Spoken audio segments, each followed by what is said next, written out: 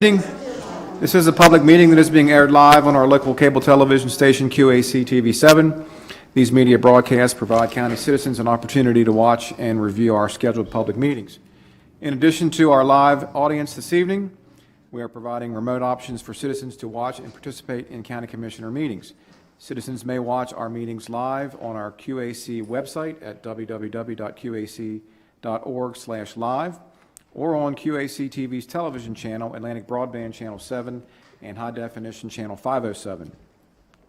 Citizens may participate by joining the live Zoom meeting or by going to www.qac.org/public comment. Citizens may also email comments to publiccomment@qac.org. Comments received will be read during the press and public comments period on this evening's agenda. We acknowledge your participation, and by attending, you acknowledge that this session is both recorded and aired. Press and public comment will be taken and is limited to 3 minutes per person. If you care to speak, please sign the information table in the lobby. Comments longer than 3 minutes can be submitted in writing for the Commissioner's review. We will now stand and be led in the Pledge of Allegiance by Commission President Chris Corcorino. I pledge allegiance to the flag of the United States of America and to the republic for which it stands, one nation, under God, indivisible, with liberty and justice for all. You could remain standing, please. Moment of silence. Last week, Queen Anne's County lost a former teacher from Mattapique Elementary School, Miss Tricia McMahon.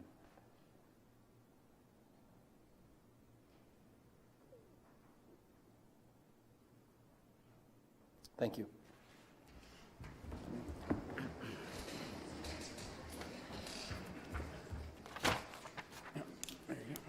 All right, Commissioners, we just held a closed session under Section 3-305B1 of the General Provisions article to discuss boards and commissions, and I do believe we reached consensus on some board appointments for the Social Services Board as recommended by the Department of Human Services.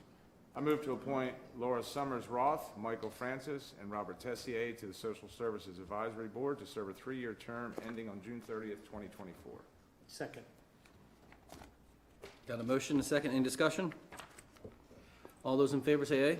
Aye. Aye. Any opposed? 5-0 passes. All right, thank you, Commissioners. That brings us to this evening's agenda. So the agenda for today's meeting, July 27th, and the regular and closed session meeting, minutes from your June 13th meeting have been circulated for review. Do we have any corrections? If not, can I get a motion to approve those? Motion to approve the agenda and minutes as submitted. Second. All those in favor? Aye. Any opposed? 5-0, the motion passes. All right, thank you, Commissioners. That brings us to our first press and public comment period for 15 minutes. Thank you for taking the time to express your views to the County Commissioners during this public comment period. Comments are limited to 3 minutes per person. Comments longer than 3 minutes should be submitted in writing. When you come forward, please speak clearly at the standing microphone, state your name, address, and topic of interest. Keeping with the dignity of the office, we ask that all views be expressed in a respectful and civil manner. The Commission respects your desire and right to convey your message freely, and we ask as a courtesy to our board and our citizens that you respect the Commissioner's request and refrain from naming citizens and name-calling when offering any critique. Okay, so we have a lot of people here, and we want everybody who wants the opportunity for press and public comment to be able to speak. So as Mr. Mon mentioned, the initial press and public comment at the beginning of the meeting is 15 minutes. There's a second one at the end of the meeting. When you come up, you have up to 3 minutes.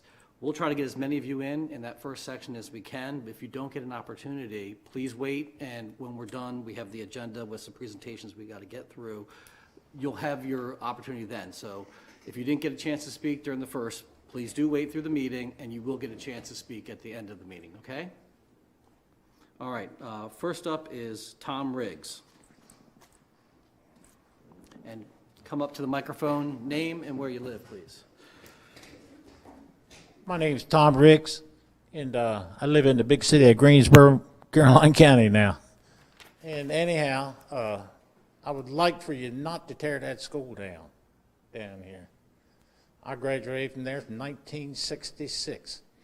And I think most everybody here went to that school, so that's what we're all here for. So I would hate to see that school torn down. You know, it meant a lot to me. And if you did, Mr. Tex Saltonfuss and my father would both roll over in their graves. Thank you all. Thank you. Eugene Higgs. Eugene Higgs, 441 Cox Sawmill Road, Henderson, Maryland. I'm the current president of the Centerville High School Alumni Association. We're here tonight to save our beloved Centerville High School building. My wife and I, we've been Queen Anne's County citizens, and we went from first grade through high school and graduated in 1966. And we were the last class to graduate from Centerville High School. And we continue to live in Queen Anne's County as a retired educator and farmer. Our Alumni Association has remained very active throughout the years, and we take pride in the fact that we have been able to present scholarships each year to alumni descendants throughout the country, as well as local Queen Anne's County graduates. The monies for these scholarships come from alumni donations and endowment funds created by Dr. Elizabeth P. Hagan, a Centerville High School graduate, class of 1932. The endowment funds will last for generations and generations, and graduates of Queen Anne's County schools without a Centerville High School building on Chesterfield Avenue, there would be no building there to represent their origin. Over $100,000 in scholarships have been given away over the years. This year, 17 high school graduates were awarded $29,000 in scholarship funds to help with their higher education from Centerville High School. We understand that the county has two options: to renovate the existing building or build a new one to house the Queen Anne's County Board of Education. We, the alumni, are strongly in favor of the renovation of the Centerville High School building and continued use of the building by the Queen Anne's County Board of Education. And this will ensure the historical integrity of the building as well as the town of Centerville. If a new Queen Anne's County Board of Education building is built, the Centerville High School building will deteriorate, as all empty buildings do. This would be a tragedy for all concerned, the town of Centerville, Queen Anne's County, and especially our alumni members. This building has not been adequately maintained throughout the years and sadly let go to its current condition. We strongly urge you to give a county committee for Centerville High School time to study the situation before allocating any funds toward the new Queen Anne's County Board of Education. The $2 million RFP should be canceled tonight.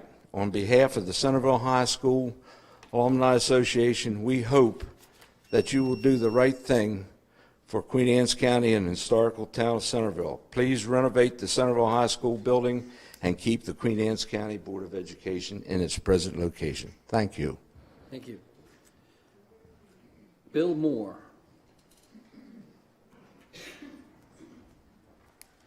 I'm Bill Moore from Stevensville, even though my wife says I'm from Centerville. I lived down here, they lived here 20 years and down there 50, but I'm still from Centerville. All these people in here, like say they're my age, and I don't know if you can fix this building or not, but I just want to give you a little history of the town because this is about history. When we grew up, the Commerce and Liberty Street were all both ways, wasn't one way. So we had a big snowstorm, and somebody called the police because kids were sliding down Liberty Street. So the police came over and said, "This is too dangerous." He said, "We got to stop these cars from sliding down Liberty Street and make them all go up Commerce Street." And that's the truth, too. And if I got done there and I got home, wanted to call my grandmother, I would just pick up the phone and say 28. That was my grandmother's number. Everybody here had numbers like that, 28 or 754 or whatever, where I could have just told them the name. And the next 40 years I spent traveling up and down the Eastern Shore, working for Langenfelder. I've been in every little town, and every little town it is in this Chesapeake Bay. from small islands to big islands, and there's no place better than Queen Anne's County. And whatever we can do to preserve the history of this county, we should do it. So I'd like you to think long and hard before you tear this building down. Thank you. Thank you. Bill Shrep? Sharp, sorry. Middle name's not so. I'm Bill Sharp. I lived almost in Churchill, Maryland. I'm a graduate of 1961 of Centerville High School, along with about 2,000 other people that graduated before and after me. As a lot of the people here graduated before and after me have had body parts fixed, appendix removed, gallbladders removed, tonsils removed, and they are serving the community better for it later on. And so I think the same thing can happen at our old high school.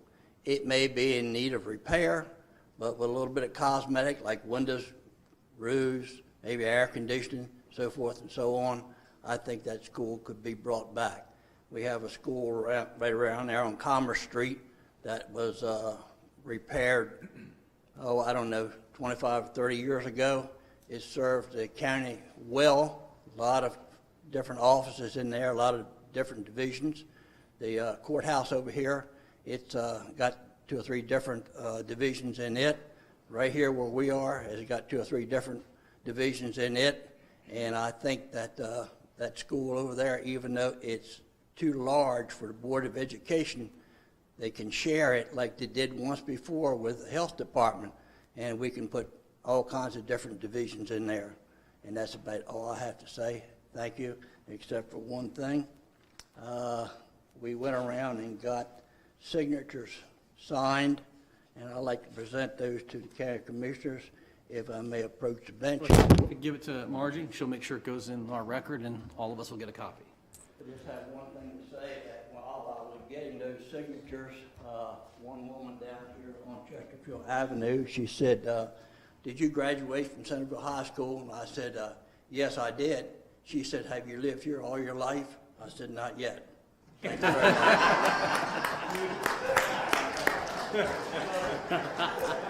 All right.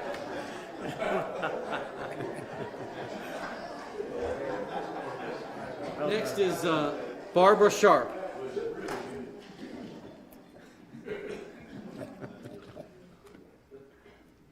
Are you related to him? I have to follow that. Yes. I'm Barbara Sharp, Centerville, Maryland. Daughter-in-law of Sheriff Sharp, wife of Deputy Sheriff, the oldest sheriff, deputy sheriff in existence here for Queen Anne's County. And also I was a teacher in Centerville Elementary School for 20 years. We're all here to save our historic 1901 building that means so much to so many people. Centerville High School is a part of the historic charm of our town, along with our churches, houses, and courthouse. I think as you go through Centerville, those are the things that make you stop and look and think, what a nice historic old town. Surely a committee should be formed to figure out how to totally renovate CHS to make it a cheerful, up-to-date working environment for the employees of the Board of Ed, and at the same time preserve an important and beloved piece of Centerville. Thank you. Thank you. You see why I'm married. Martha Herman. Good evening, Commissioners. My name is Martha Herman. I live on 213 Hope Road in Centerville.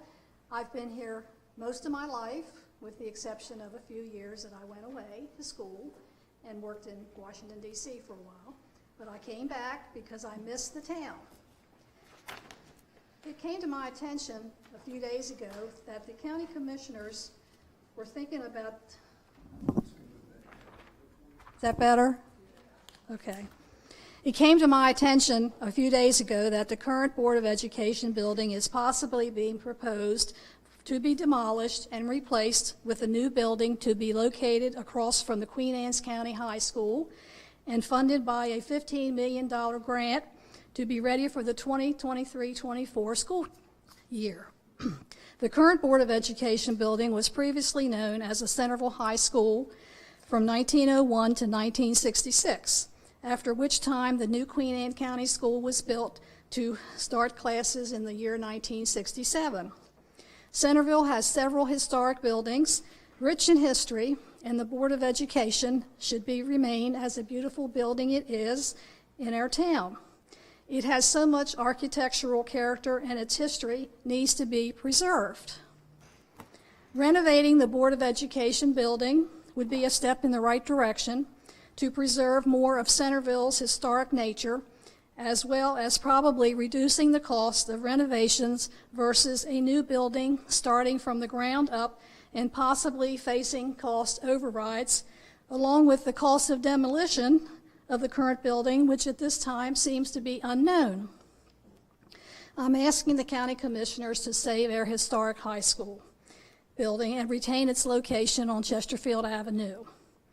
It is a treasure to the community, as it has been for over 120 years, with the exception of later additions to the building. It could become a beautifully renovated administrative building, and also keeping the renovated exterior to architecturally remain as it is. Looking at a large vacant lot as an end result of the board's demolition could be unattractive and an eyesore to the community. This building belongs in that location, as it has always been, and I don't, as I'm sure others would probably agree, want to see what could eventually become a flurry of new homes on that site. Please delay your decision on this proposed project until the community has been given the opportunity to express their thoughts, whether it be via emails, letters, or maybe even an advertised open forum to be conducted by the county commissioners. Remember this: there is no history left and only distant memories when historic buildings in our town are demolished and thrown away, as I have seen in the past. Thank you for giving your attention to this matter and giving your time. Thank you. Patsy Mock.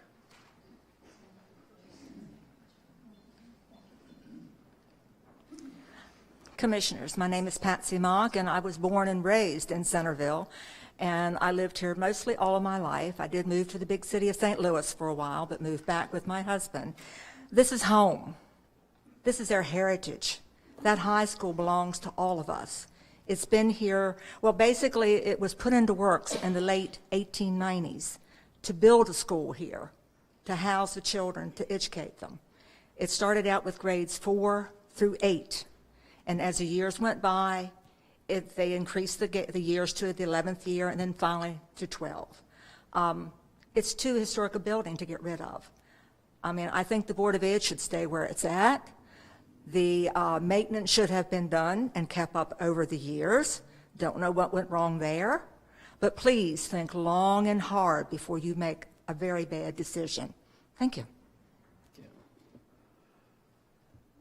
You got time for Yeah. one more? Scotty?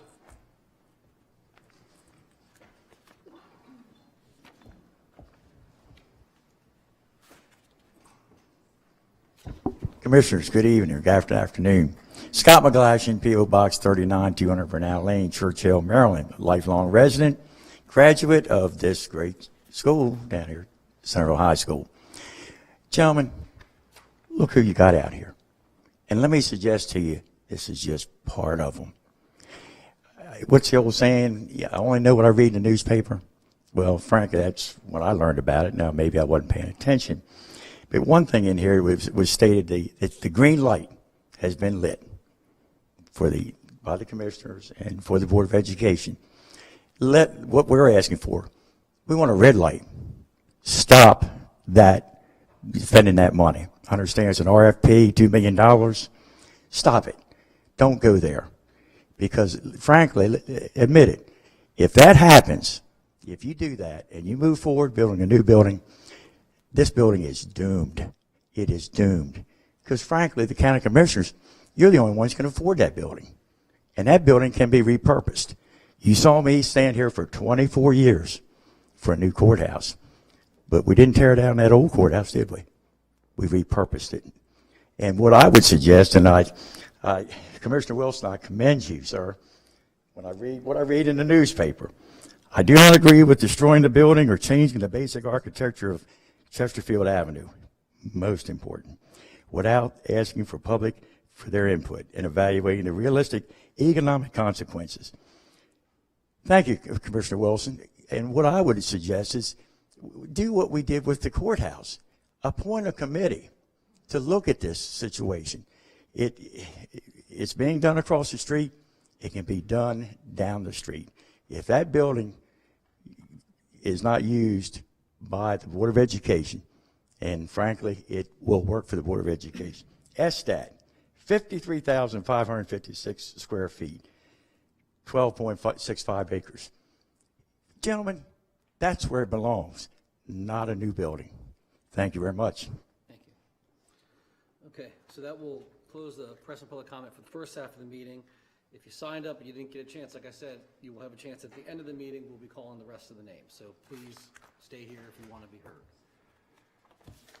Okay. All right, Commissioners, we got a few business items, new business items. So if you want to turn to tab number 3, we can go through these. First, we have 5 items. So first, item number 1 on page 1, we have a new contract for playground equipment replacement at Route 18 Park, and this is a contract with Game Time, care of Cunningham Recreation, to purchase, construct, and install a replacement playground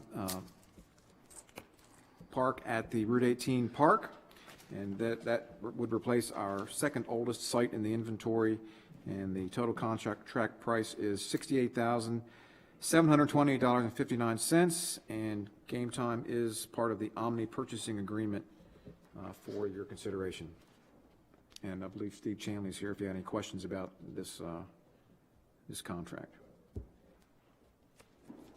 I move to, excuse me, I move to authorize the Department of Parks and Recreation to award the playground to Game Time CO Cunningham Recreation via the Omnia purchasing agreement in the amount of $68,728.59. Funds shall come from the fiscal year 22 capital project 40909 Playground Fund. Second. All right, we've got a motion and a second. Any discussion? Just, what is our oldest, Steve? Oldest one is Mowbray. Do we have plans for that one? In about 2 or 3 years. That's all I got. All right, all those in favor? Aye. Any opposed? 5-0, the motion carries. All right, thank you, Commissioners. Item number 2 on page 3. This is a release of a rural legacy easement on the Chino Farms grassland plantations, phases 1 and 2. And Don Landis Smith is here if you have any questions about that, but this would be a release of our interest in this particular easement and granting that over to the Department of Natural Resources.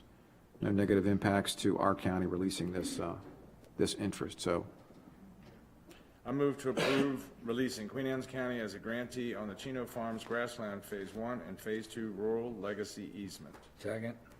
All right, we've got a motion and a second. Any discussion? All those in favor say aye. Aye. Aye. Any opposed? 5-0, motion carries. thank you, Commissioners. Thank you, Don, for being here Hi, tonight. Donna. Item number 3 on pages 4, 5, and 6 is a recommendation or for the approval of transfers between major state categories. It's a budget amendment for the Board of Education to adjust some salaries within those categories. Can I get a motion on that, please? Move to approve budget amendment CC1. Is that the right one or not? One before that, Yeah. item 3. I move to approve the Board of Ed transfers listed between major state categories for the period July 1, 2021. Second. Okay, motion and a second. Any discussion? Do you want to hear from the school? Or you guys ready to vote? I'm good. Yeah, I'm good with it. All right. All those in favor? Aye. Any opposed? 5-0, carries. All right, thank you, Commissioners. Item number 4 on page 7 is Budget Amendment CC1. This is for athletic field work, and this is for the contract which we approved for the Musco lighting out at White Marsh Park with the grant money and fund balance. Now I get my chance. I move to approve budget amendment CC1. Second. All right, I got a motion and a second. Any discussion? All those in favor say aye. Aye. Any opposed? 5-0, motion carries. All right, thank you, Commissioners. And our last item tonight is Budget Amendment CC2. This is to recognize a grant received from the Economic Development, well, it's a grant from the state to Economic Development for $166,668 American Rescue Plan funding for nonprofits to local government grants program. I move to approve budget amendment CC2. Second. Got a motion and a second. Any discussion? All those in favor? Aye. Any opposed? That motion carries. 5-0. Okay, Commissioners, that is all our action items for this evening. We can move into the presentations. And first up, we have some special guests. I think we have some members of the lacrosse team, the girls lacrosse team, if they want to come up, and I think their coach Bring in here. the champs. Come on up, the state champs. So we have a few of them. Come on up.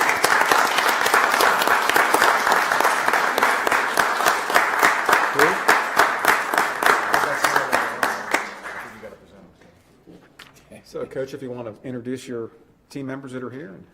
We have assistant coach Rich Abel, and captain and senior goalkeeper Abby Simonetti, captain and junior midfielder Ella Pinder. Coach Patsy Mock. Thank you. So, do we know the last time Queen Anne's County girls lacrosse made it this far and won a state championship? It's the first time. Outstanding.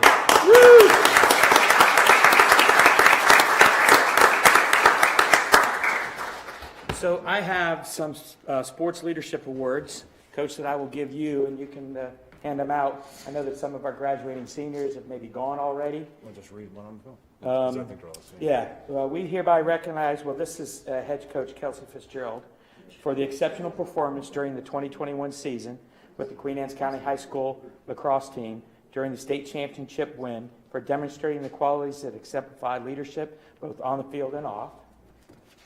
That's for you. And then we have one for the assistant coach as well. And then this award that I'm going to read is mimics the rest of them for the girls that were on the team. We hereby recognize Piper Evans for your outstanding performance on the Queen Anne's County High School lacrosse team. By winning the state championship, your achievements make you a true all-star. And that's what and then the rest of the coaching staff has these. So congratulations, and to our coaches, here you are. Thank you very much. Outstanding. Hope you guys get a chance to repeat. That's the plan. Very good.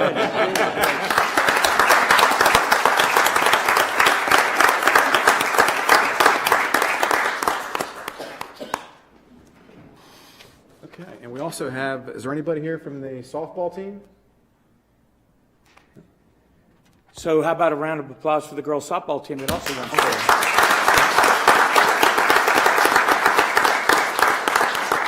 So I will say that I had 3 children. 2 have already graduated from Kent Island High School, and 1 will be a sophomore. And it sounds like this other part of the county's got some work to do. Catch up. Great. Okay, Commissioners, we are pretty much back on schedule now, it looks like. It's at 6:15. Next up, we have Director Steve Chanley from Parks and Recreation with the Parks and Recreation update for us this evening. I think he has a presentation in the book, and it's also on the screen here. All right, thank you all. I appreciate the opportunity to give you an update on what's been going on the last several months. It's nice to have a bigger audience. So we've done a lot in the last several months. I know I have a certain allotted time, so I'll be brief going through this. We have a lot of program open space projects that are open. We've got some court rehab, Route 8 trail extension. One of our newer projects is the Terrapin Restroom and Ranger Station. And then in FY22, this coming fiscal year, we've decided to push our money towards the Route 8 trail extension, continuing with that, as well as the ranger station and restroom.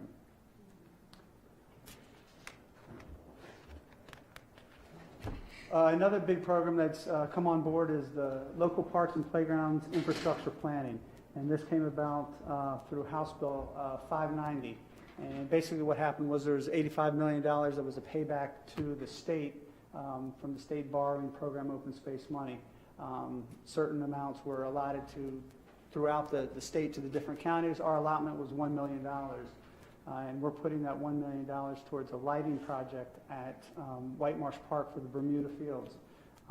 One of the programs that we have to do, or criteria for that, is it has to be a shovel-ready project. And this was something that we could turn around quickly. We're hoping to have the lights in maybe by mid-October if all goes well, so we'll get a chance to use it for the last bit of this season. So I appreciate you guys approving that project. Just some completed projects that we've done. This is a picture of our guys working down at Ewing Pond, taking care of some of the broken boards that are there. At Route 18 Park, we've refabricated fields. We've put in a new home run field fence. At Bats Neck, we've reestablished a 90-foot baseball diamond. For tennis courts and pickleball paving at Round Top Park, we now have 4 pickleball courts up there. For basketball courts, we did paving, new backboard rims, and striping at Old Love Point, Pinckney, and Churchill Park. And the next couple slides are just pictures to see exactly what it is. Here's a view of Pinckney Park. You can tell just how great it looks. We've gotten a lot of great response right off the bat. This past weekend, someone sent me a picture of it. There's probably about 20 kids up there playing, so, new product brings people out into your parks. This is Old Love Point Park. Again, we did the same thing. Here's a close-up of the backboard and rim.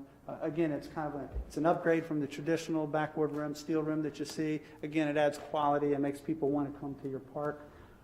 Again, a little bit of the basketball court there, but the important thing is we paved a little connector path to the Cross Island Trail, so it'll be easier for folks to get in and out. Which was brilliant. Yeah, it worked out great for us. Again, as I talked about earlier, Round Top Park, we've got the 2 tennis courts up there. We redid them, color-coded, and we also put in 4 pickleball courts as well. And those are the light blue lines for pickleball. Bats Neck parking lot, we redid that, re-landscaped it. This picture isn't what the ranger station and restroom is going to look like. This is just the actual site of where it's going to be. So I had to get that in before you just read the title of it. This is a artist rendering of what it's going to be. It'll be the men's and women's on the left and the right, and the ranger station in the middle. On the Cross Island Trail by Macomb Creek, there will be another comfort station put in by K-Hog. So they've just started that. That's supposed to be ready by the end of fall. As far as recreation, we've had our usual fall field meeting use back on July 7th. We're finishing up with our summer camps by August 15th. We've had some great success as we're coming out of COVID. People are feeling more and more comfortable. We've had a variety of different camps, basketball camps, slime camps, running camps.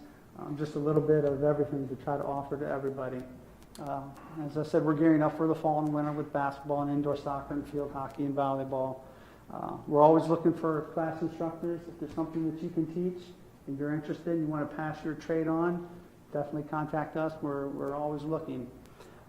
And this is going to be the first year that we're going to be taking over the planning of the Corsica River Days, which will be September 12th at 12 noon down at the Corsica River Sailing Club.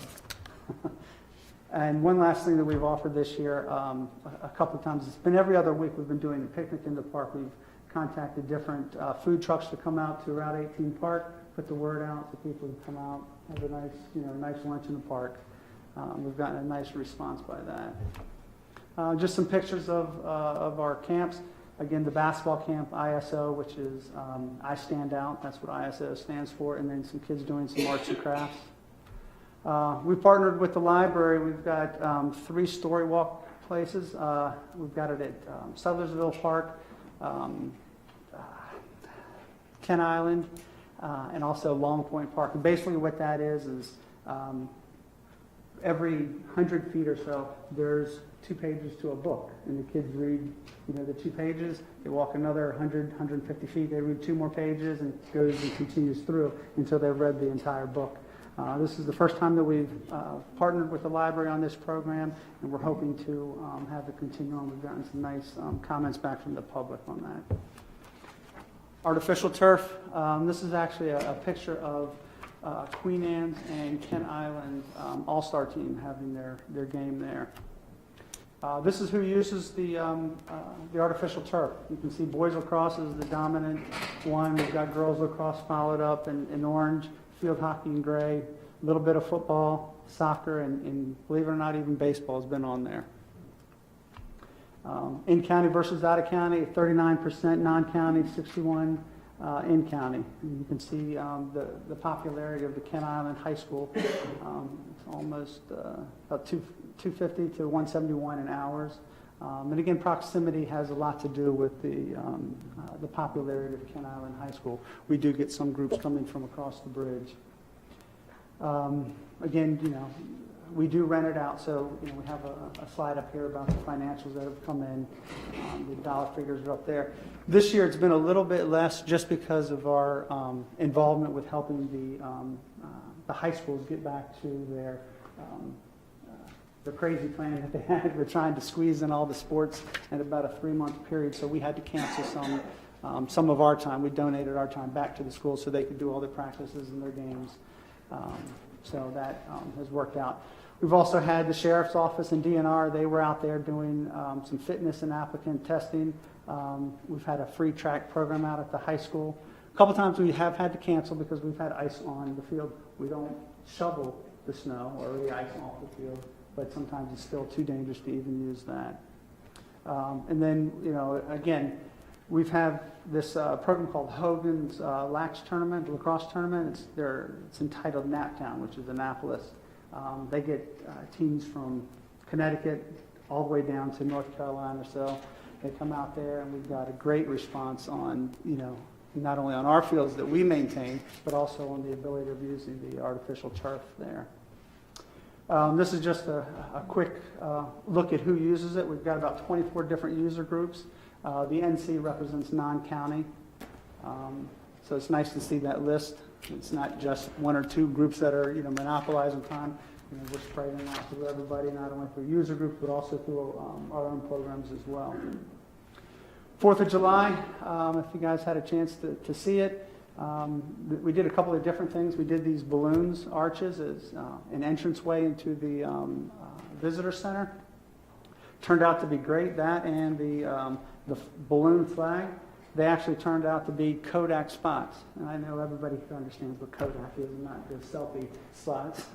But people would stop there, take pictures, and it really took off, and it kind of set the program off. And the archways really kind of funneled people into the facility.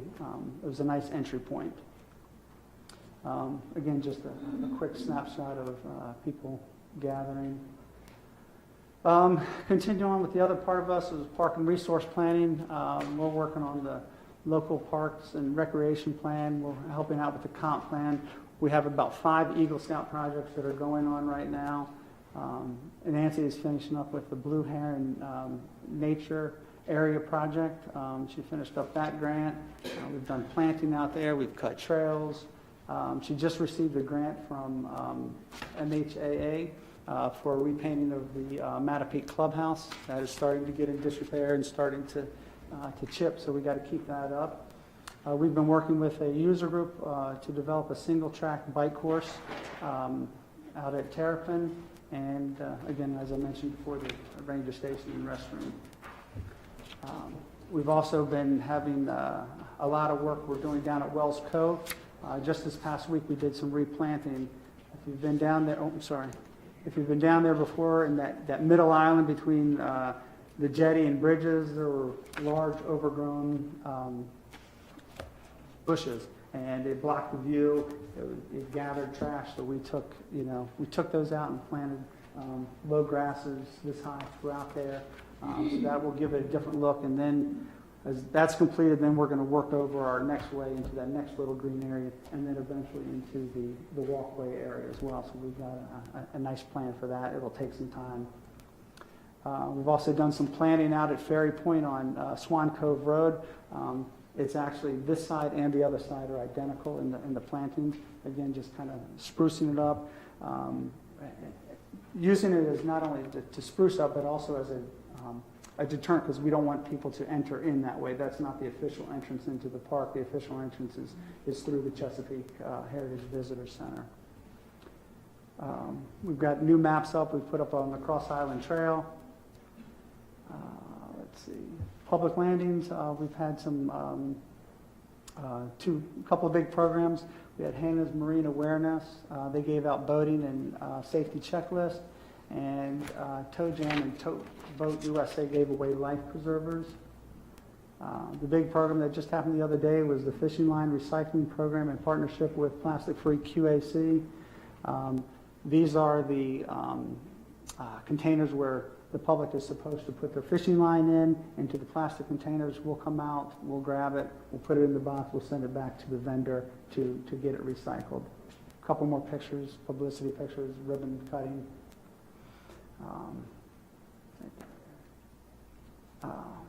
Also FY22 from Maryland DNR Waterway Improvement Program, we received $850,000 for 4 projects: for Covington Landing, Southeast Creek Landing dredging, Centerville Landing bulkhead and parking lot, and the Chesapeake Heritage and Visitor Center. And we're also, again, working in multiple fiscal years, so we're working on FY23 grant request that's coming up with September 15th deadline. These are some of the recent improvements we've done. We painted the wharf down at Centerville. Down at Mattapeake, the concrete was cracking on the boat ramp. We took care of that. We put some cedar shingles on top of the kiosk at Romacoke Pier. We installed new grills at Mattapeake. Again, just constantly trying to show and get our infrastructure back up to date, keeping things nice. If things are nice, people will take care of them and people will use them, and that's kind of the mentality that we're going after. Blue Heron Golf Course, they've had a great year despite everything that's going on. They achieved their 12-month revenue in 6 months. That's a good thing. They restarted their golf program for kids. They also have their adult leagues that have kicked back off and are full.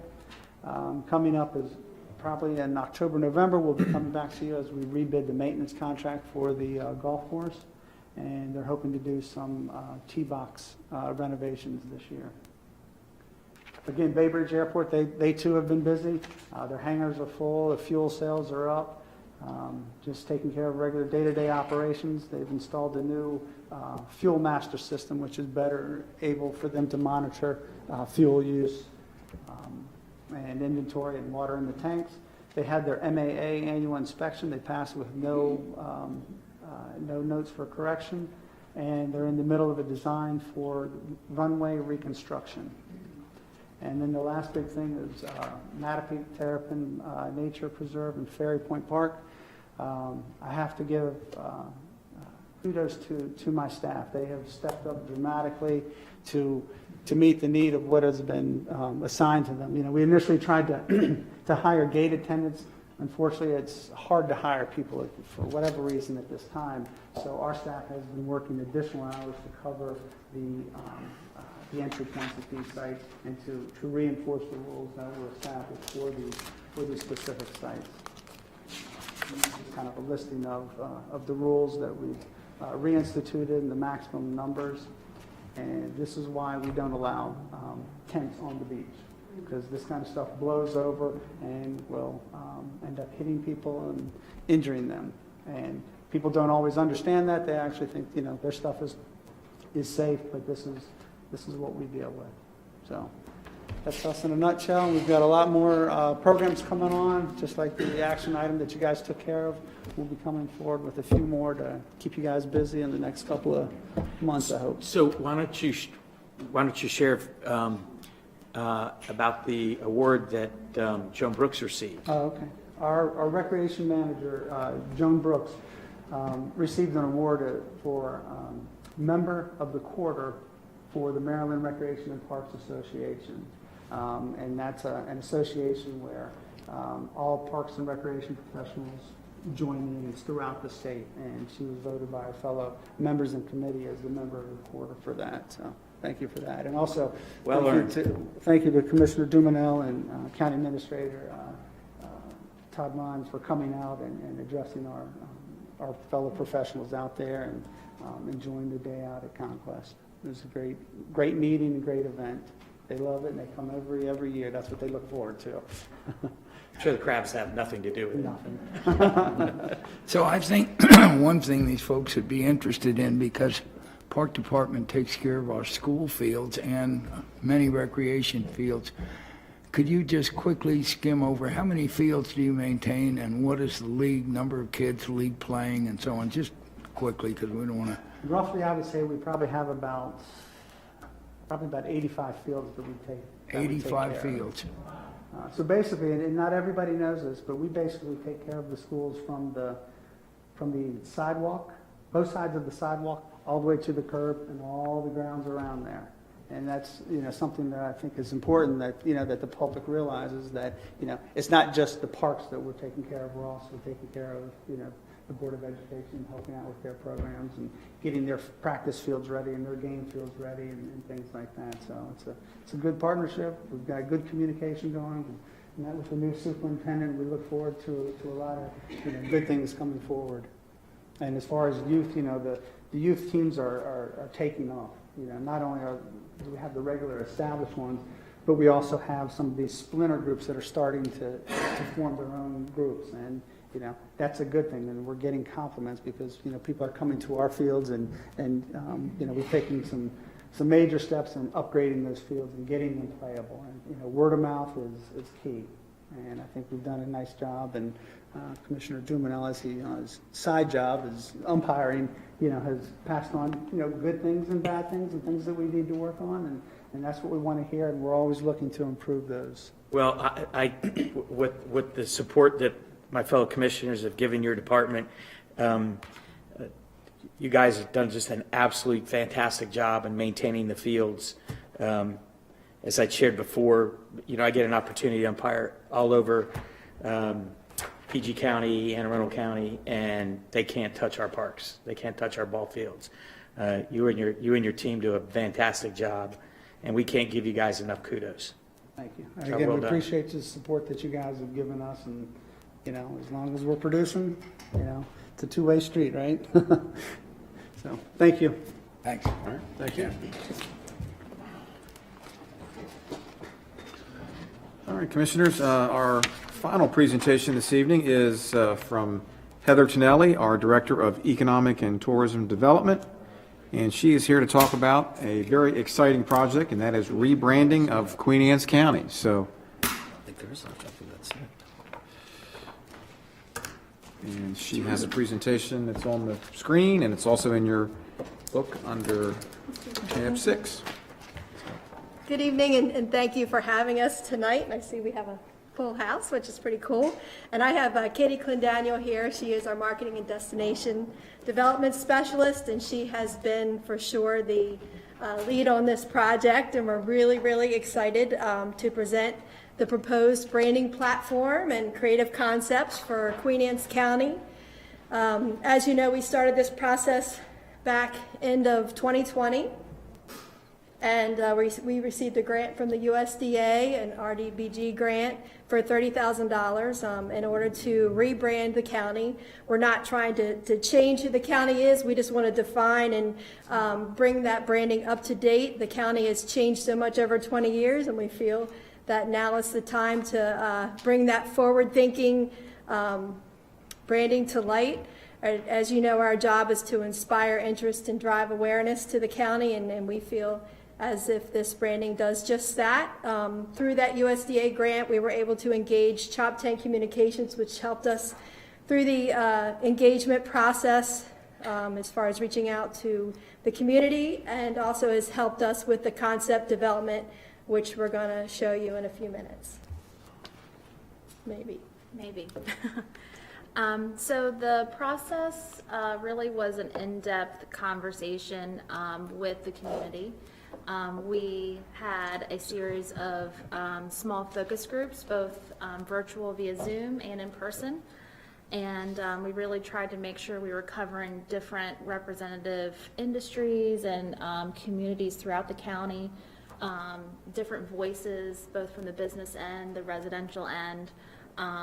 We conducted individual interviews, one-on-one interviews with some key stakeholders. And then we also completed a community-wide survey, and we had over 300 responses to that survey, which is exceptional.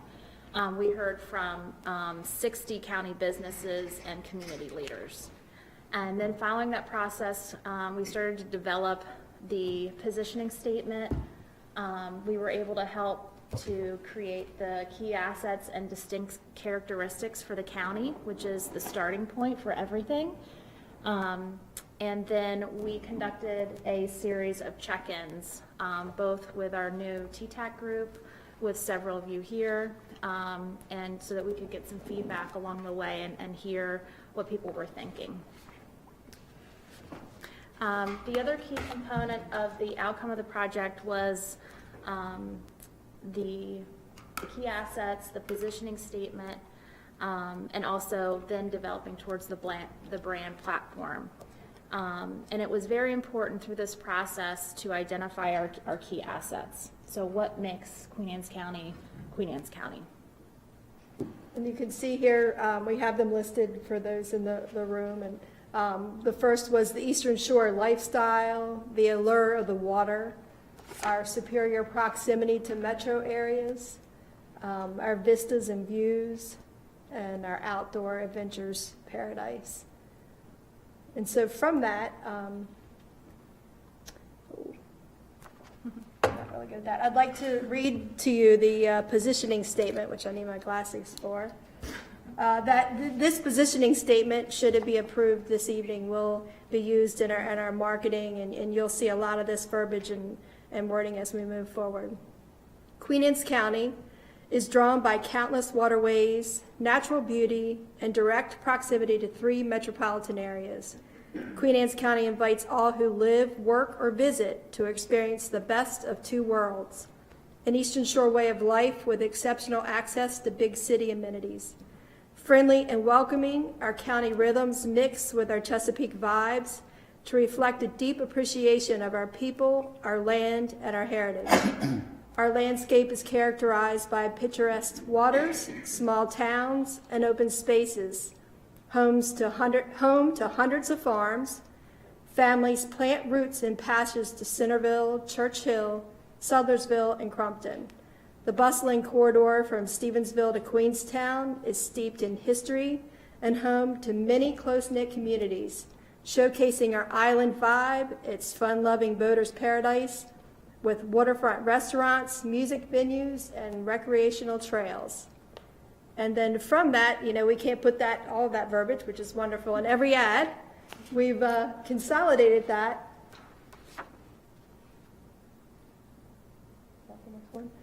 Here. Oh, there we go. To where shore living begins. This is the tagline that we are proposing today. Queen Anne's County, where shore living begins.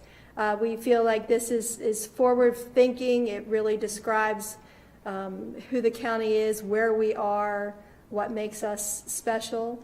And we'll be able to use this in a lot of different ways moving forward. I think the challenge with this project also was being able to approach this as a way to help unify the community as well, from top to bottom, north, south, east, west, all parts of the community. And then also really tap into the proximity of the county, which is really key and distinguishes it from other communities on the shore. Microphone. Oh. Get a little closer to the Oh, microphone. okay. Sorry, I am quiet spoken.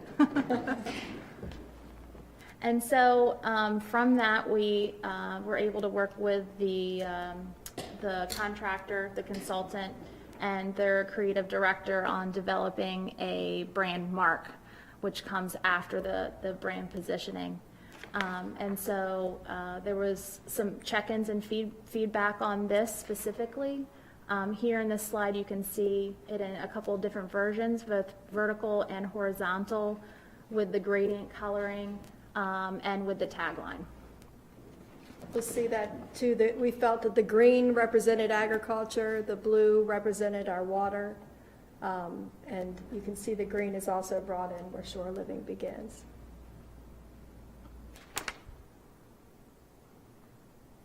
We wanted to run through some of the uses so that you could see it actually applied. Sure. So as a part of the process, the designer was able to do mock-ups so that we could all visualize how this would be applied. Here you can see some of the letterhead, envelope, business cards, pencils. This is some outdoor ad displays that are mocked up to help us. You know, a brand is so much more than just the mark or the tagline. It's about the imagery and the message that you're sending, and all of that is rooted in our key assets that we define in our positioning statement. So then all of your creative backs that up, and it tells the story of your community. You can see they've changed the tagline to where shore calls begin for hunting, where shore memories begin for, you know, family outings, where shore adventures begin as people love our biking and trails. And this one also speaks to the business side of things, where shore adventures begin. It is our hope that this, should this branding be adopted, that it speaks to all markets, as Katie was mentioning, not just tourism, not just people looking to move to the area, but all encompassing. Through that check-in process that Katie had mentioned before, we heard from a few that they were looking at the queue that we have currently there and wanted to see some other renditions of it that maybe were more defined. And although we love this original concept that we are showing you today, we wanted to bring to you this, I'm backing up, this alternative for you to see. Now this is the second version of the queue. And you can see it's got a tail, and what's on the inside is slightly changed, where the first rendition that we showed you was more water, waves, wind kind of a vibe, where this one, you know, some people have seen a seedling, some have seen some other things within the concept, but you can kind of see how it's a little different and, you know, is a more defined queue. And we wanted to bring that to you today, as well as I know many of you have seen the first rendition, as well as you're now seeing this second rendition. So we would like to ask that you consider these two, and we'd like to get your feedback on these. We did test both versions with the Tourism and Travel Advisory Committee. There were feelings that folks preferred this option, the original queue. There are some specific advantages with this version. We are able to use the queue as a canvas and a palette. There's an outdoor display, Heather, where we're able to put the image through the queue, and you see through the queue to the image. And so there's a lot more creative play possible with that version. Also, graphically, this version is more rooted and grounded and anchored than the other version, which kind of has a tail on it. And so, based on the feedback that we have heard, the preference was for this option. We also wanted to show you what it would look like, and you know, this won't happen overnight. It'll take time to implement, should it be approved this evening. To incorporate it with all of our different departments over time. There are some options down the future, not right away, where we could further make those marks unique to the different department.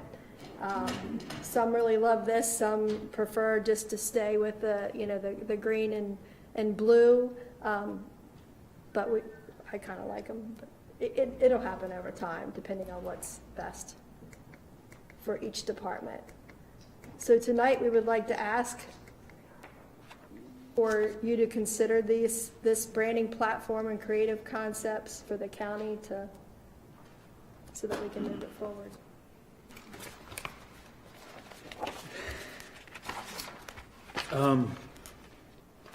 Wow. That's a good wow, right? Yeah, that's definitely a good wow. Okay. Just I'll start off first by saying that your efforts to put this presentation together, you exhausted a lot of avenues, brought in a lot of folks to get their opinion. I personally, just for the record, gentlemen, liked the Q that you see up there now, simply because if you look at the letter Q, as an uppercase letter, it does have that little dip. So I appreciate you all considering that. And I think the tourism board that gave you some feedback on that one right there got it wrong.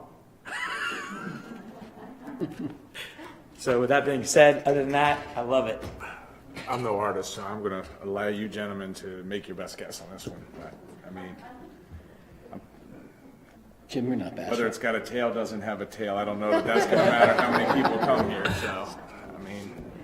Well, I think But here's what I'm going to do. Let me make the motion, then we can go into full discussion on that. I move that we adopt as a county the new branding strategy as proposed by Queen Anne's County Economic and Tourism Development, which includes positioning statement, tagline, where shore living begins, and the brand mark, and then I'm going to leave that blank. But I'm going to say logo 1 for now, which I guess was the first one, this one here, so. I'll second that motion. Discussion? I'll vote for that motion. Well, why is it always got to be Jim? Doesn't have to be Jim. I like the, I don't like concept 1Q. Okay? Which one don't you like? This Q. You like the one with the, I like the other one better. that one? Because that looks like a Q. Right. So I will amend my motion to be logo 2. And I'll second your amended motion. Yeah. You can see the serious work we're up to. It's better than making 2 different motions, so I just figured that's cleaner, right? Right. Yep. All right. So logo 2 being the one that's on the display now. I guess I've always struggled with why does it have to be a Q at all?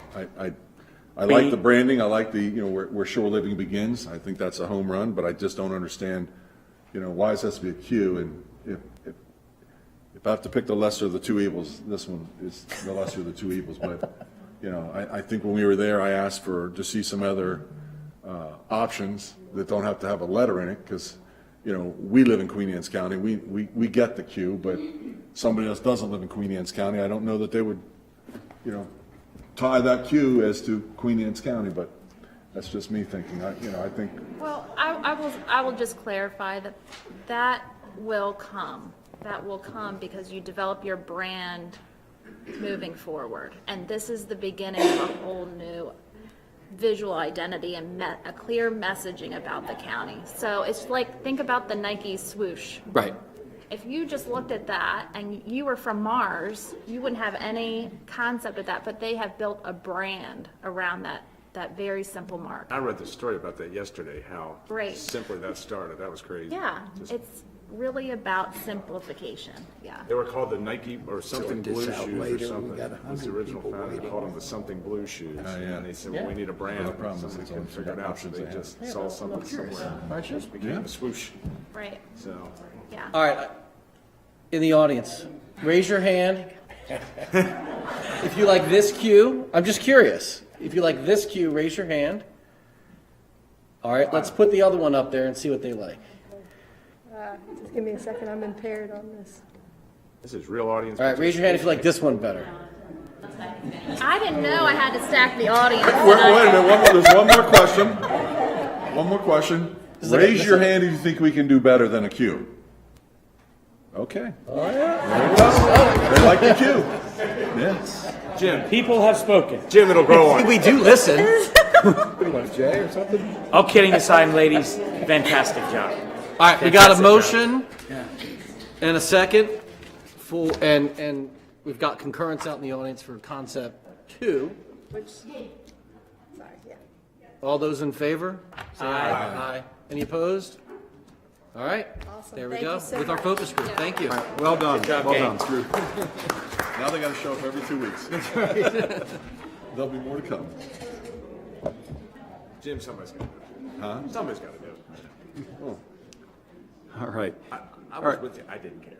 All right, Commissioners, we have one piece of legislation for this evening. This is County Ordinance 2106, accessory structures in side yards of property abutting 2 streets, so double frontage lots, and this is a ordinance for introduction and... I'll introduce it. And so people understand basically what it is if you live on a corner lot and you want to put a shed in, then you don't have to go through a variance. Currently now you have to go through a variance. It always gets approved. It's a waste of the Board of Appeals time. And so... On cross streets, right? Yeah. Corner street. Yes, if you're on a corner lot. So this is just an introduction to legislation. We will have a hearing on it. So if you really don't want somebody to build a shed on a corner lot without having a hearing about it, you can come and speak out against that when we have that hearing, which will be advertised. And we'll hold this open What do we have to have the hearing? in 2 weeks. Probably advertising probably September. About a month. You gotta have a hearing. Yeah. And then Hearing probably the- September. August 24th. Okay. August 24th. Okay. So if you're passionate about sheds on corner lots, please show up on August 24th to let us know. All right, thank you, Commissioner Corcorino. That concludes this evening's agenda. We can go to our second press and public comment period at this time. Jane Coppage.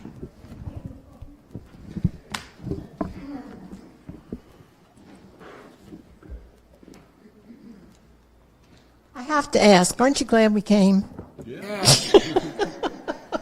My name's Jane Powell Coppage, and I live at 935 Coonbox Road, Centerville. I'm the current treasurer of the Centerville High School Alumni Association, and I graduated in 1960. My parents graduated years before that. I implore you to delay your decision to build a new Board of Education building, and ask you to explore options to renovate the current building. Please consider the history of the first public high school in Queen Anne's County and to retain the historic presence of Centerville. There doesn't seem to be any other option other than keeping the Board of Education where it is. Once those monies are spent, our building is doomed. What's going to happen? So please give this your greatest thought and preserve some of our history. Thank you. Thank you. Sarah Covington.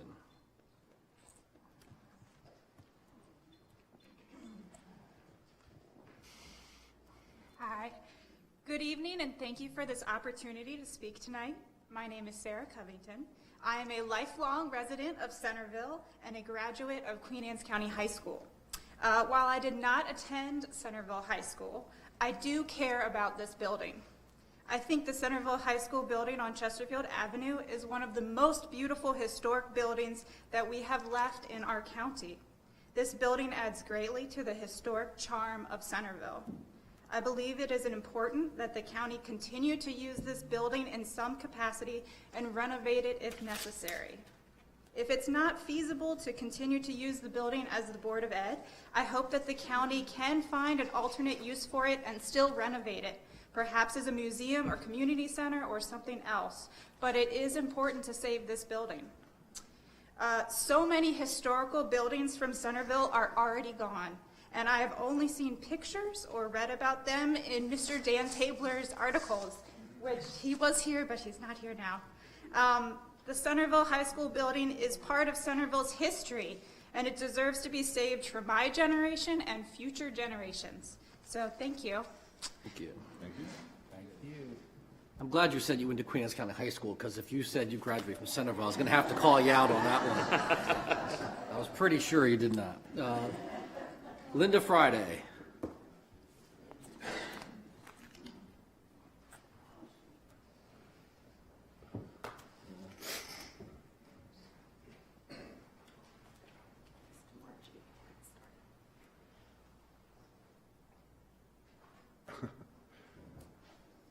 She always You had us all fooled. We're all going, what are always you going comes to talk bearing about the high gifts. school? I do. Linda Friday with the Queen Anne's County Chamber.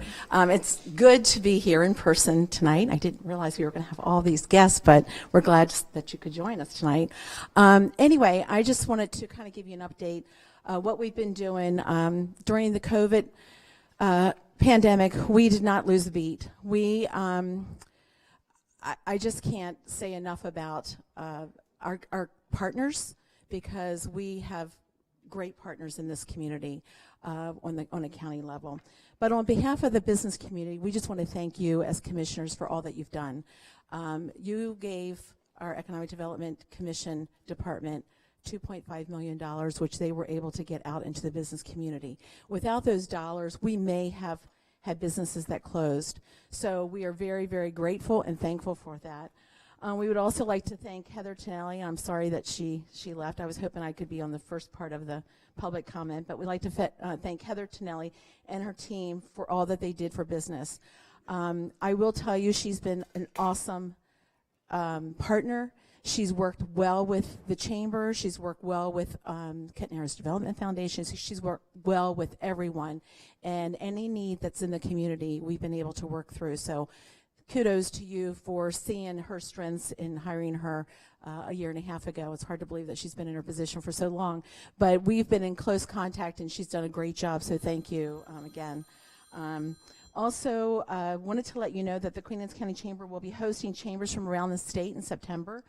And this is it's a huge thing for Queen Anne's County and the chamber that we're able to host those chambers around the state. There's 64 chambers, so we're excited. We're also excited to get shirts that says where sure business begins, because that's really where it is. And Jim, just so you know, I did vote for number 2 on the Queen, on the Q. So I was with you on that one. Also, we have a busy schedule coming up, and I would encourage all of you to participate. We're having our second mixer. As you all know, we have a mixer every month, but during COVID, we haven't been able to do that. So we are having our second mixer, and that's going to be at the Jetty on August the 3rd. I would encourage you to come if you can. We did have one last month. It was at Bridges. We had about 75 businesses show up. So the business community is ready to get out and moving again, so we're very excited about that. We have ribbon cuttings that we're doing. We're doing Success in 60, which if you've never attended a Success in 60, I would encourage you to come. Tech Ops is the business that we're going to go see. 30 minutes is where we actually network, and then 30 minutes where they give us a tour and talk about their business. Tech Ops is one of those businesses that probably did benefit from COVID. They did the build out. They do build outs of vans and vehicles, so they were able to do the food bank shots, COVID shots and things like that. So I'm kind of curious how that worked for them. Just real quick, also we are celebrating our 40th anniversary last year, and we are going to actually celebrate it in December. So we would encourage all of you to come. And QAC Goes Purple, I passed all that out. And there's a lot going on with QAC Goes Purple, and that's going to be on September the 1st. And thank you for your support and commitment on that. There's flags, which I know some of you were excited to see. But anyway, thank you, and thank you again for all that you do for our business community. Thank you. Thank you, Linda. Jack Broderick.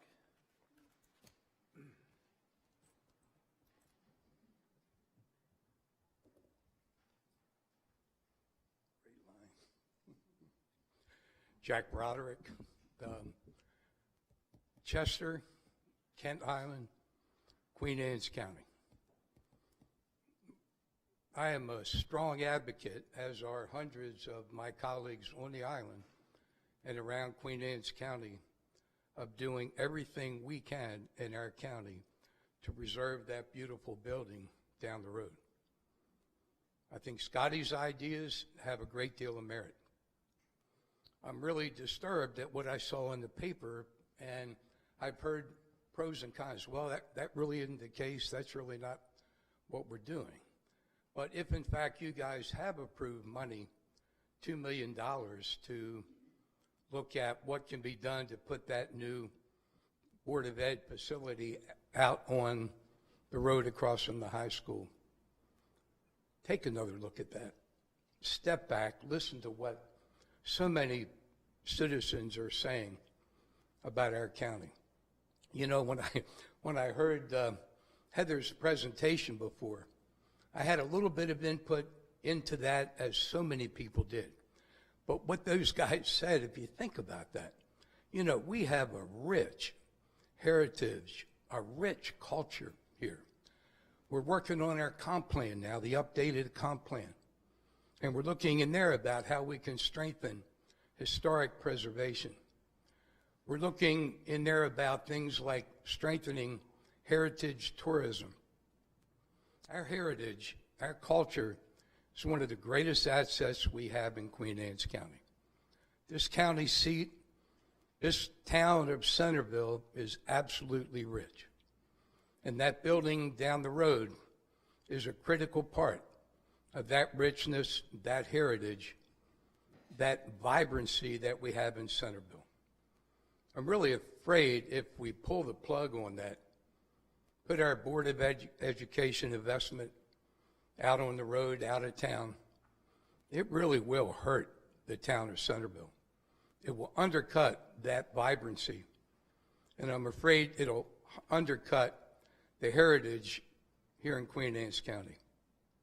I hope each of you guys thinks long and hard about that in working with our Board of Ed, and that you make as part of your legacy, part of your heritage, a decision to keep the heritage of Queen Anne's County as good as it is today and even better going forward for the future. Thanks.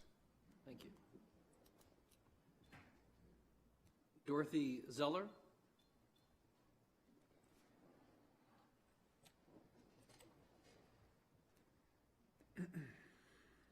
Dorothy Zeller, 7303 Main Street, Queenstown, and I went to Centerville High School, have a lot of great memories there, and I agree with all these what the previous speakers have said, and I hope you will continue to keep Centerville High School here in Centerville. Thank you. That's all we have on the list. Is there anybody else in the room that wanted to speak but didn't have a chance to sign the list? Come ahead. My name is Sarah Jane Welch Davidson, and I came here in 1958 to teach school at Centerville High School. There are many generations of these children that have come through that high school. I married and graduated the class in 1951. This school has many, many memories for me because the parents here, the kids here took me to raise about how to teach school. And I'm gonna come here.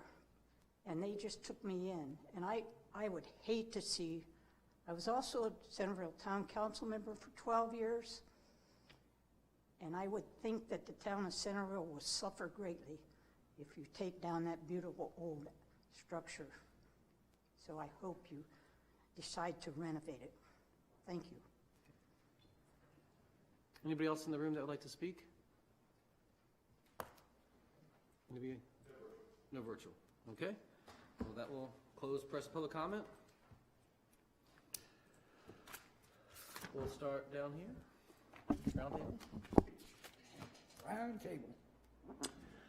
Well, I want to thank everybody in this room for coming, because what was said tonight by everybody rounds up the feeling that I think the whole town and the community have, that this is part of the look and the feeling of Centerville, and changing it would be a detriment to our town. And I support the idea of maintaining the building, and I think you've all been eloquent, and your presence is eloquent, and I greatly thank you for coming. And on to the next person. Nothing. Nothing?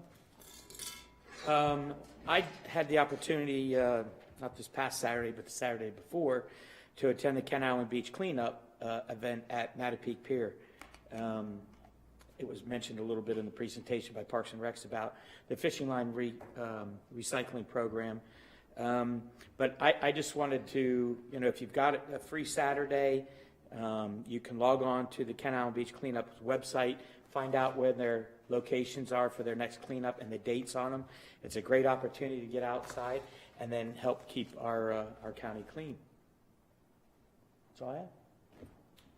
So, few years ago, I DJ'd I think it was a 3 high school alumni, because there's a lot of familiar faces in here, because it was like Rock Hall High School, does that sound right, in Centerville?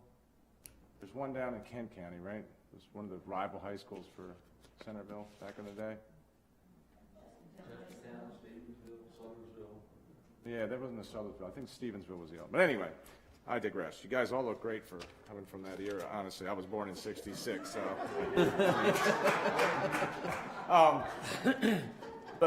You know, and listen, it's great when people come out, because that's what drives good government, is when people come out and make their opinions known. It's something we all up here, and I said this at the last meeting, because similarly last meeting we had a controversial issue we mulled over, and I think it's important when people come out and we have the opportunity to hear what people think, and we get emails and all that. And honestly, sometimes people are happy with our decisions, other times they're not going to be happy with our decisions, but just know in your mind that we do take them seriously and we do think about them. And this is one that will sit there. And I don't know that I've ever said I was tearing down Centerville High School. I did tour the school. I'm 35 years in the contracting business, and I can tell you that school needs a lot of work. There's no doubt. I don't know how many of you have had the opportunity to go through there, but it is in some serious disrepair in a lot of areas. So hopefully we can come up with some ideas. You know, I've heard some good ideas tonight about maybe some committees or something like that to form and talk about some of the things, much as we did with the courthouse, as Scotty said. So I'm open-minded to it, and I think all the commissioners are. So, you know, nothing's over yet, and it's a process. So. All right. Well, I also want to thank you all for coming out and expressing your voice on these issues too. Even if the Board of Ed building moves, I'm not convinced that means that that's the death of the building. But that doesn't mean that's my opinion on the way I'm going to go on that. But we haven't torn down a school in Queen County yet. They're all still up. Including, and most of them have found a way to get repurposed into something else that serves the community. That may very well be what happens here. I don't know yet. But we'll definitely take everybody's thoughts into consideration, and it's not a decision that is addressed lightly. I can assure you of that. I would encourage you, if you can, to go and sort of see if the Board of Ed will let you tour it and see the condition it's in. I mean, something has to be done for the people that are working in that building. That's another very serious issue for the condition of that. So I've heard different things out there that we've voted already to tear it down. That's not true. That there's this large grant that we got from the state. That's not accurate as well. But I get it. You know, you're hearing different things and you hear through the grapevines, and so that's why it's important that you come here and tell us what you're hearing and what you're thinking, so that we can try to address those issues. So I appreciate that. On other issues, I want to. Governor Hogan was here today, touring through Centerville, so I would thank him for coming, and he went and looked at some of our local businesses in Centerville and went by the county health department to thank all those workers for all their tireless hours through COVID, between the testing and the vaccination. If you have not got a vaccination yet, we're still doing it at the health department, and I encourage you to think about it. There are other, you know, even if you don't get COVID, there are studies out there now that are showing people were asymptomatic and their bodies may have been fighting off COVID and could have caused other issues for them. So I would encourage you, if you're on the fence about it, to talk to your doctor and someone that you trust, a medical professional, and get their opinion on whether the vaccine is safe, whether you should get it. Because I think it's important that it is given proper consideration so that we can, you know, fully come out of this pandemic. And I think that is all I got. What did the governor say today? 76%, right? Yeah. But there's still a lot. And unfortunately, the CDC today made some announcement that they're going to maybe have some regressive measures that they're going to do with masks. So we don't, you know, you go to other parts of the state and it's quite remarkable. You know, you go in stores, I was in Bowie and everybody's wearing a mask in the store, and over here we don't do that. And we've been very fortunate. Our numbers are a lot lower, our population is more dispersed, but I would hate to see us have to go to wearing masks again if it's not your choice to. So if you're on the fence about the vaccine, please talk to your doctor, and if you decide you want to do it, call the health department up. We got it. It's free, and we'll take care of you. If you don't, I understand your position on that as well. It is your choice, but I'm hoping that everybody goes out there and makes an educated choice. Did we not hear that the governor said that 77% of Maryland was vaccinated, which is a pretty good number. hopeful number, yeah. But he also said the positivity rate is up 600% Yeah, it's from going where it from was like a few months ago. 0.5% to 5 or 6%. Yeah, so it's, the battle is not over yet, and we'd like to win it. Thanks All so right. much, everybody. Really, With that, thank I'll you. entertain a motion to adjourn. So moved. Second? All in favor? Aye.